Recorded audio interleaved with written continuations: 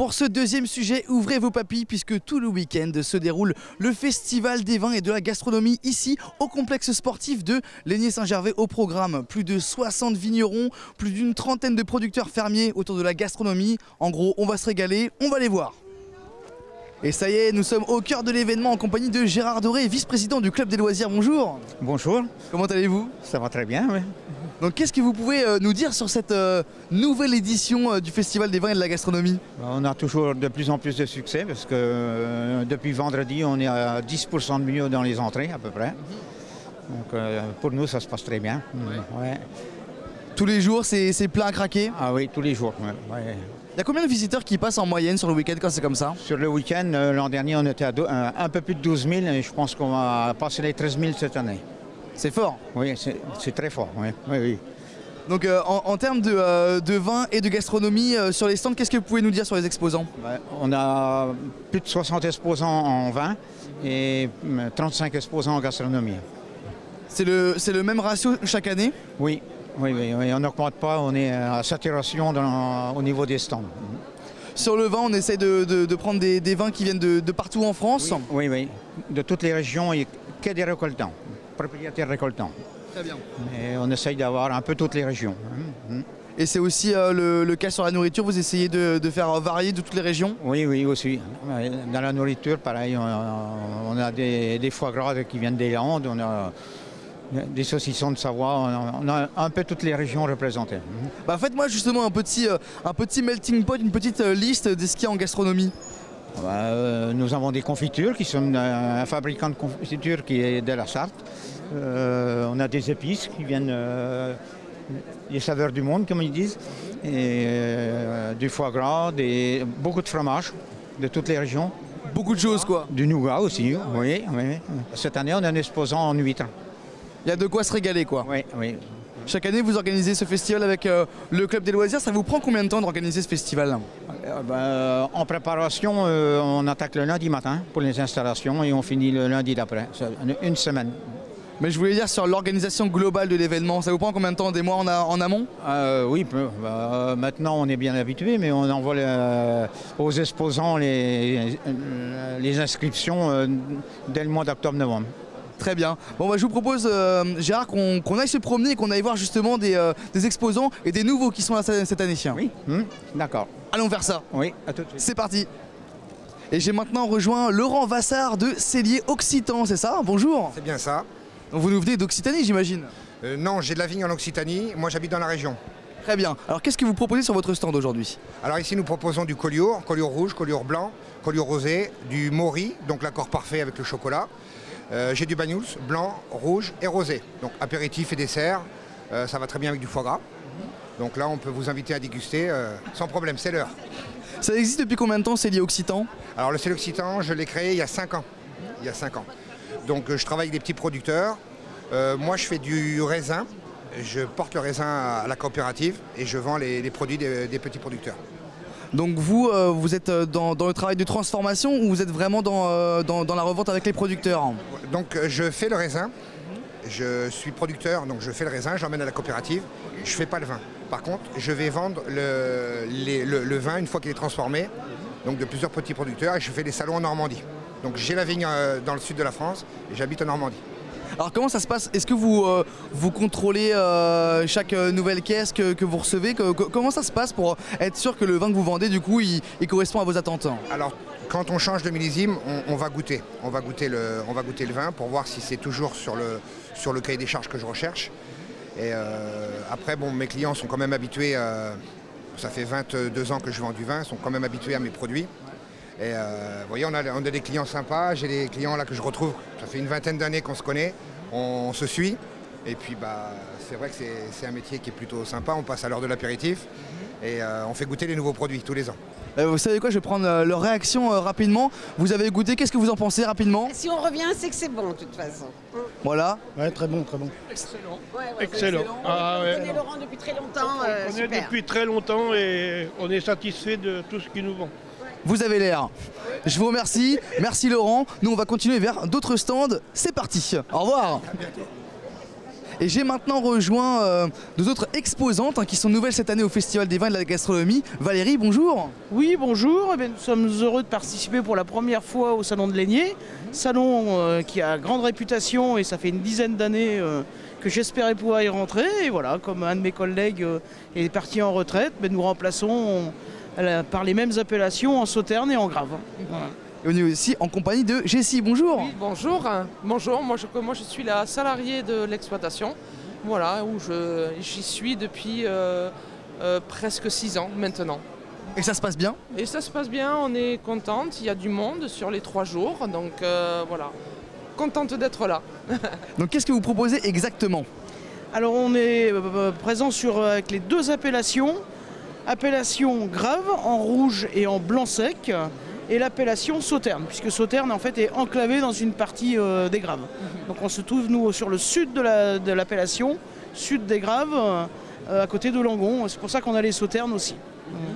Donc là pendant tout le week-end, parce que vous êtes là depuis vendredi j'imagine, ça va, il y a de la caisse qui part, ça vend bien? Oui, on est content parce que c'est très réceptif, les gens viennent quand même goûter avec plaisir, achètent, donc même en étant petit nouveau, on voit que le salon va être bon déjà cette année et à venir, puisqu'évidemment quand on démarre, après la clientèle se fait aussi au fur et à mesure, revient, on fait des retours clients. Et vous me disiez, ça fait 25 ans que vous êtes sur les routes comme ça à vendre du vin? Oui, tout à fait, depuis qu'on s'est installé, tout de suite on a pris l'option de commercialiser directement aux particuliers via les salons. Et c'est pour ça que la propriété fait de nombreuses manifestations, pratiquement tous les week-ends, on est de sortie, on va dire, pour vendre la production. Je vous remercie Jessie, je vous remercie Valérie et je vous souhaite une bonne journée et une bonne fin d'exposition. Au revoir. Merci. Merci et à l'année prochaine. À l'année prochaine. Et ça y est, on est maintenant rendu dans la partie gastronomie de ce Festival des vins et de la gastronomie avec Anne-Marie Eudes. Bonjour. Bonjour. De l'entreprise du nom de votre mari, Thierry Eudes. Voilà, c'est ça, une entreprise familiale. Apparemment, vous proposez des huîtres. Voilà, des huîtres à emporter et à déguster sur place. On est ostréiculteur depuis plus de 30 ans. Voilà, avec mon mari. Et notre jeune garçon qui est arrivé dans l'entreprise depuis 3 ans. Vous nous venez d'où exactement en Normandie? Gouville-sur-Mer. Gouville-sur-Mer. Ouest Cotentin. Vous me disiez que c'était la capitale de l'huître. Oui, c'est la capitale de l'huître. On est les plus gros producteurs d'huîtres de France. Moi, j'y connais rien du tout en huîtres et d'ailleurs, j'aime pas trop ça. Oui, je sais bien, j'ai tort. Mais est-ce qu'il y a des variétés, des variantes dans les huîtres, dans les goûts, etc. Ah bah oui. Racontez-moi.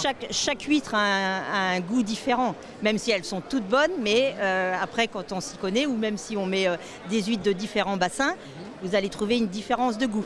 Alors parlez-moi des vôtres. La nôtre, c'est de la pleine mer et elle est très iodée. Très iodé, donc très salé, c'est ça, un iodé? Voilà, salé et vraiment un goût prononcé. Okay. Il y en a qui sont plus douces, comme la Saint-Va, elle est plus douce, tout ça en goût. Nous, elle est vraiment, c'est de la pleine mer. Selon vous, est-ce qu'on est obligé de mettre du citron dans une huître? Absolument pas. Absolument pas? Absolument pas. On peut la manger nature. Au contraire, les amateurs ne mettent rien. Vous m'en apprenez une belle. Moins d'échalotes vinaigre. Ça, c'est pour les petits joueurs. Voilà. Parlez-moi de la culture de l'huître. Comment ça se passe une récolte, une saison? À quel moment on les installe? À quel moment on les récolte? Dites-moi tout. Alors une huître, il faut compter entre 3 et 4 ans pour qu'elle arrive dans votre assiette. D'accord. Voilà. Et on les achète. Nous, on n'est pas naisseurs chez nous dans notre bassin. Donc on les achète en Charente parce qu'eux, ils sont naisseurs. Donc on achète de la toute petite huître, vraiment du bébé. On appelle ça du naissin. Et après, on la met à pousser chez nous et ça dure entre 3 et 4 ans avant qu'elle grandisse. Et on la manipule X fois et à l'atelier et à la mer. Et voilà. Quand vous dites vous la mettez à pousser, c'est vous les mettez sur les grands poteaux dans la mer, c'est ça? Non, rien à voir. Ah, c'est les moules. Bah oui, mais bon, j'y connais rien, je vous l'avais dit. Non, on met ça dans des poches, sur des tables. Okay. Voilà, et et ça grandit tout seul. Et ça grandit tout seul. Mais il faut forcément les manipuler parce que c'est comme les hommes, il y a des grandes, des petits, il y en a qui ont décidé de ne pas pousser, d'autres qui poussent énormément. Donc voilà, donc il faut les trier régulièrement. Ok. Voilà. On va revenir sur l'Aigné aujourd'hui. Là, c'est votre première sur le festival. Votre ressenti sur cette première venue? Elle est absolument incroyable. Ouais. C'est un salon du jamais vu pour moi. Franchement, l'organisation, tout, la sympathie des bénévoles. Ah oui, à refaire. Ouais, c'est important de le dire. Ah oui, non, mais franchement, on est scotché. Donc on vous voit l'année prochaine, quoi. Absolument. Bon bah je vous dis à l'année prochaine, Anne-Marie. De même. Merci beaucoup, au revoir et bonne journée. De même. Et j'ai rejoint Laura, bonjour. Bonjour. Vous êtes aussi nouveau sur ce festival des vins et de la gastronomie et en plus vous êtes du coin, vous êtes de Spey. Tout à fait, ouais. On est installé sur Spey depuis 12 ans et c'est la première fois qu'on fait le salon, donc on est ravis, ça se passe très bien et super ambiance. Qu'est-ce que vous proposez de gastronomique? Alors on fait la spécialité sartoise des bourdons, donc ça cartonne énormément, c'est une pomme entourée de pâtes. Après on fait une autre tradition, des gros pains à la coupe aux fruits, pain blanc, chouquettes, plein de viennoiseries et des sandwichs. Très bien, et ça va, ça part comme des petits pains? Ah oui, ça part vraiment beaucoup et c'est super. On est ravis. Thierry, un petit mot pendant le paiement? Ah mais il faut donner de la voix hein. Faut donner de la voix? Allez, je suis là pour ça. Ah bah ouais, j'entends bien, ouais. Depuis tout à l'heure on n'entend que vous. Je suis porte-parole et bonne fête à toutes les mamies aujourd'hui, parce qu'il y a beaucoup qui n'y ont pas pensé. Donc une petite bouteille au frais pour les papilles et le petit dessert en revenant.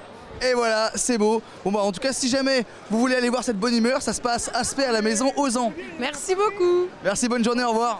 Au revoir. Et on a rejoint Gérard une nouvelle fois pour conclure ensemble. On peut quand même faire un mot sur les bénévoles parce qu'il y a quand même du monde qui donne un coup de main aujourd'hui. Oui, c'est très important les bénévoles. Dans l'ensemble de la semaine, on a 100 bénévoles qui nous aident. Il y a des jours où il y en a 50, 60, des jours où une trentaine, ça dépend. Et sur l'ensemble de la semaine, plus de 100 bénévoles. Parce qu'on peut le dire, bon déjà il y a l'installation et la désinstallation, mais déjà quand on arrive sur le parking, il y a plein de monde pour nous guider.